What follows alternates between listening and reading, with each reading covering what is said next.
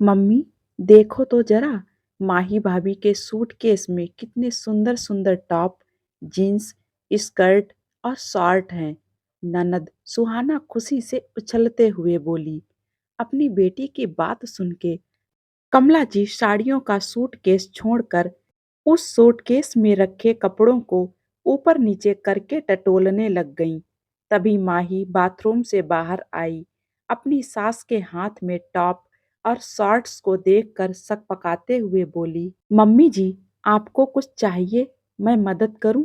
बहू, तुम्हारी हिम्मत कैसे हुई हमारे घर में इस तरीके के कपड़े लाने की? हम तो अपनी बेटी को कभी भी ऐसे कपड़े नहीं पहनने देते। और तुम? माही अपने आप को संभालते हुए बोली, मम्मी जी, हम लोग हनीमून के लिए मालदीव जा रहे हैं, इसीलिए सोचा इस तरह की वेस्टर्न ड्रेसेस रख लूं, फैशन में हैं। बहू, मेरी बात ध्यान से और कान खोलकर सुनना।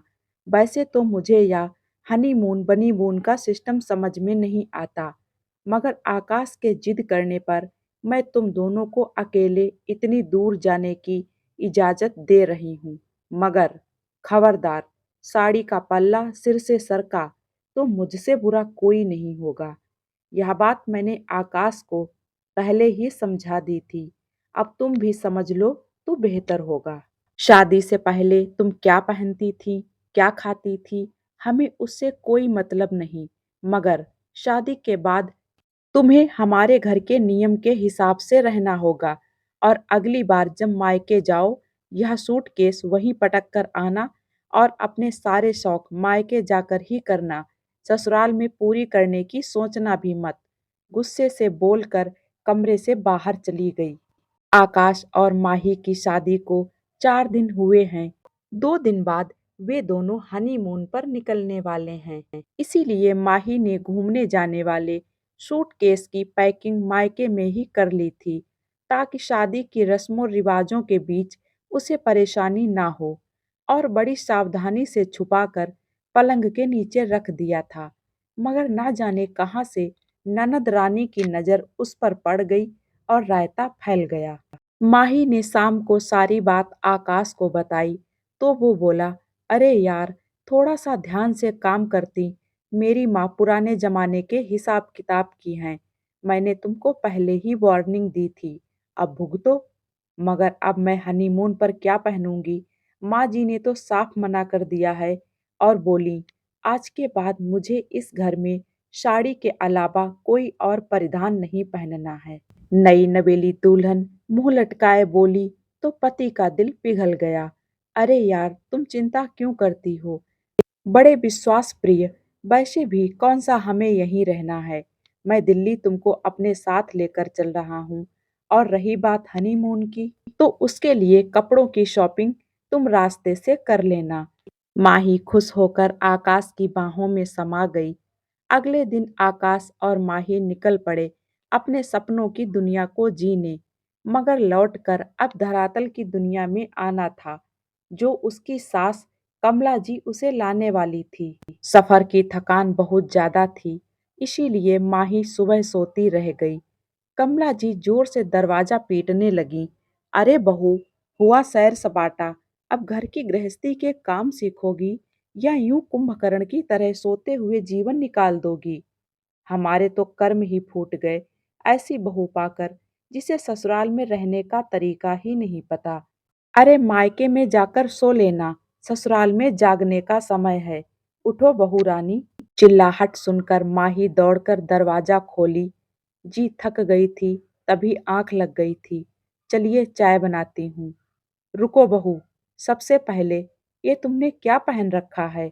ये तुमने झंगा झोला पहन रखा है। इसे पहनकर अपने कमरे की दहलीज ना लांघना। दूसरा, पहले नहा कर आओ, तभी चौके में पैर रखना। हम बाहर चाय नाश्ते का इंतजार कर रहे हैं, जल्दी आ जाओ। माही सोचने लगी, शादी के समय इन्होंने कहा था मॉडर्न जमाने के पढ़े लिखे लोग अपनी बेटी को कोई तकलीफ नहीं होगी, मगर यह तो 100 साल पुराने जमाने के नियम चलाती हैं। खैर खैर, जैसे तैसे माही घर के नियम समझ रही थी। यह सोच के अपने प्यार और अपनेपन से अपनी सास का दिल जीत लेगी। अब आकाश की छुट्टियां खत्म होने को थीं। वो जाने की तैयारी में जुट गया और माही को ये बोलकर छोड़ गया कि कुछ दिन घर वालों के साथ रहो। मम्मी तुम्हें इतनी जल्दी मेरे साथ नहीं जाने देंगी। नई बहू हो, सबके शौक होते हैं और फिर ये तो तुम्हारा घर है, आराम से रहो, बोल के दिल्ली चला गया। खाना हमेशा कमला जी के कहे अनुसार ही बनता, मगर आज उन्होंने मूंग की दाल और पालक आलू बनाने को बोला। दोनों ही चीजों के नाम सुनकर माही चिढ़ गई। चुपचाप कुकर में दाल चढ़ाने रख पालक साफ करके आलू काट रही थी कि सोचा, मूंग की दाल तो मैं खाती नहीं। एक काम करती हूँ, सेब और टमाटर की सब्जी बना लेती हूँ, कम से कम 2 रोटी खा पाऊंगी।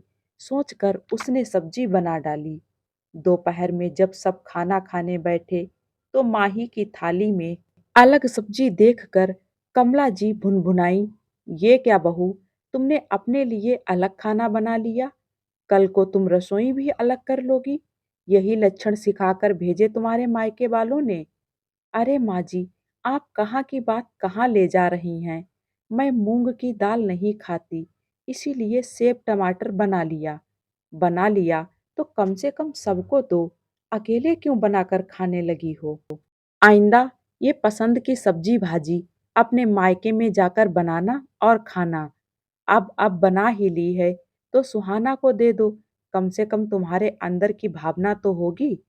एक कटोरी सब्जी थी, वह भी आधी देनी पड़ी। माही सोचने लगी, इससे तो अच्छा मैं अचार के साथ रोटी खा लेती। कितना सुनना पड़ा। सोचते हुए उसकी आंखों में आंसू आ गए। वीकेंड आने वाला था।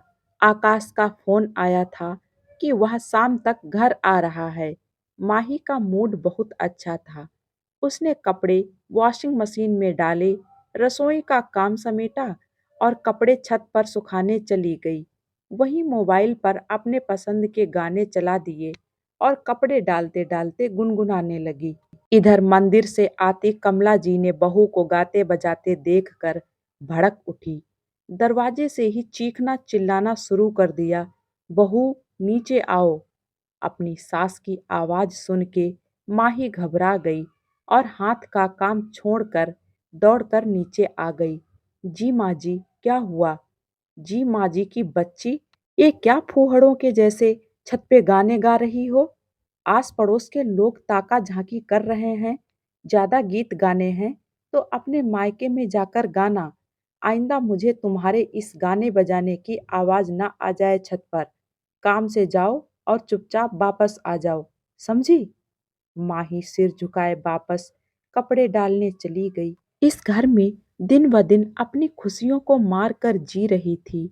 अपने पसंद का एक काम करने की उसे इजाजत नहीं थी। इसीलिए उसने सोच लिया था, इस बार आकाश आएंगे तो मैं उनके साथ चली जाऊंगी। मुझे नहीं रहना यहाँ घुट घुट कर। ये भी कोई जीना है गुलामों की तरह? नहीं, बिल्कुल नहीं। मगर ये क्या, कुछ दिनों बाद उसे पता चला आकाश ने अपना तबादला इसी शहर में करा लिया है। अब वो यही नौकरी करेगा। यह बात सुनते ही कमला जी ने खुशी के मारे पूरे मोहल्ले में मिठाई बांटी, मगर माही बहुत उदास हो गई। अब ना चाह कर भी इसी नर्क में अपना जीवन जीना पड़ेगा। इसीलिए अब उसने कमला जी की बातें सुनने की आदत डाल ली। कमला जी जो कहती माही चुपचाप उसे मान लेती। घर की सुख शांति बनाए रखने के लिए इतना बलिदान तो दुनिया की हर बहू देती है। फिर वो कोई अनोखी तो थी नहीं। कुछ दिनों के बाद सुहाना की शादी तय हो गई। घर में सभी खुश थे। तभी सुहाना बोली, मम्मी मुझे एमबीए इंटर्नशिप करने मुंबई जाना है। 6 महीने बाद मेरी जॉब लग जाएगी। भैया से बोलिए मेरा टिकट करवा दें। तेरा दिमाग तो ठिकाने पर है। पढ़ाई तो हमने इसलिए करवाई थी ताकि तुझे अच्छा लड़का मिल सके। तू ना ये नौकरी वोकरी के चक्कर में ना पड़। तेरी शादी पक्की हो गई है। जाकर अपनी गृहस्थी संभाल और अगर मेहमान जी बोले तो करती रहना अपने शौक पूरे ससुराल में। कमला जी हाथ नचाते हुए बोली। मम्मी, नौकरी मेरा शौक नहीं है, यह मेरी आत्मनिर्भरता है। जब मेरे पास 4 पैसे होंगे, ससुराल वाले मुझे शौक भी पूरे करने देंगे, वरना जिंदगी भर चूल्हे की लकड़ी समझकर उपयोग करते रहेंगे। भाई, आप तो समझदार हो, प्लीज मम्मी को समझाओ ना। तब आकाश चिल्लाया, चुप हो जाओ। मम्मी से कोई ऐसे बात करता है?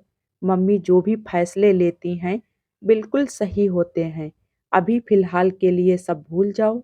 शादी के बाद अपनी सास पति से बात करना, वो बहुत समझदार और पढ़े लिखे हैं।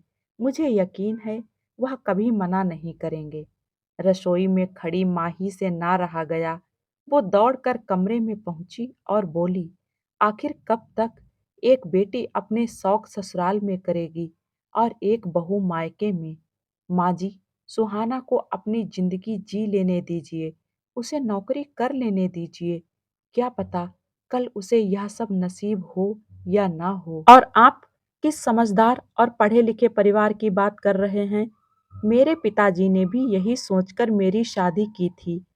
और यहाँ आकर मैं अपनी पसंद के कपड़े तक नहीं पहन सकती, सब्जियां नहीं खा सकती, गाना नहीं गुनगुना सकती।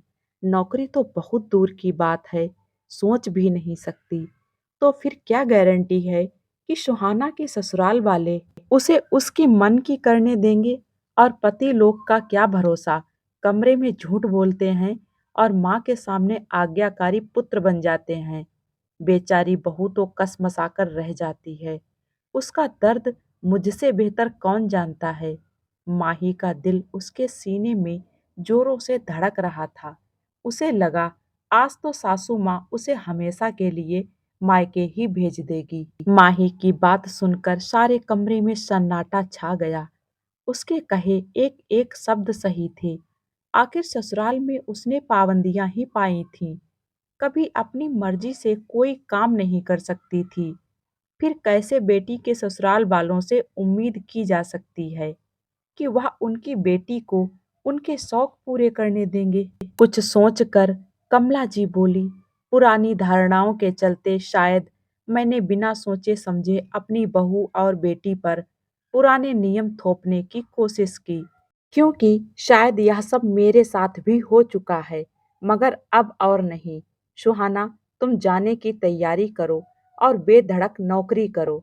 मैं दामाद जी से बात करूंगी कि वो शादी के बाद भी तुम्हें नौकरी करने दें, वरना मैं रिश्ता ही तोड़ दूंगी।